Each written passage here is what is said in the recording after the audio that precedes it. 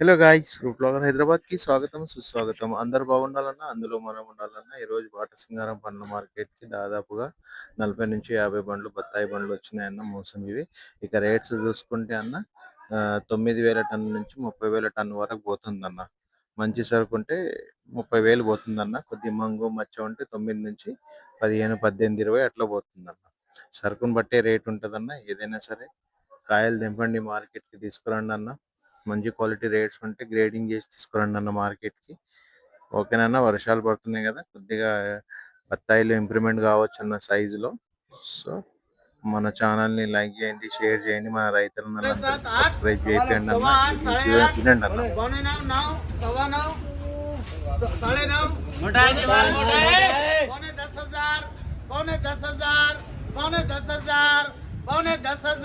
जरा 10,000